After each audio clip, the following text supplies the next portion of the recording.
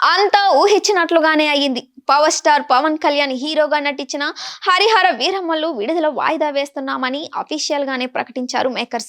కొత్త release date ఎప్పుడు అనేది చెప్పలేదు. కానీ ప్రస్తుతం ఈ నెల 12 నుంచి పోస్ట్ పోన్ అవుతున్నట్లు చెప్పారు. దాదాపు 5 ఏళ్లుగా సాగుతూ వస్తుంది movie shooting.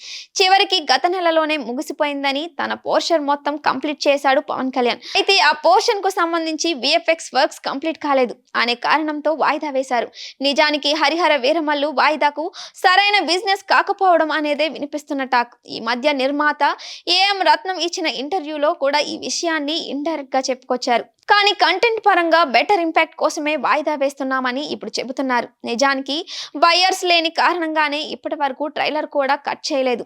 Pre release function కు సంబంధించి వర్క్స్ కూడా పట్టించుకోలేదు. మరోవైపు రిలీజ్ ప్రమోషన్ కు కూడా నిర్మాత ఇబ్బంది పడుతున్నాడు. ఆ విషయం తెలిస్తే పవన్ కళ్యాణ్ తన రెమ్యూనరేషన్ నుంచి రీసెంట్ గా 11 కోట్లు నిర్మాతకు వెనక్కి ఇచ్చాడు. ఆ డబ్బుతో ప్రస్తుతం ఉన్న ప్రాబ్లమ్స్ క్లియర్ చేసుకోమని ఆయన ఉద్దేశం. ఏదేమైనా ఈ జూన్ లో కొత్త డేట్ కష్టమే. ఇక జూలై లేదా ఆగస్టు వరకు వెయిటింగ్ తప్పదు.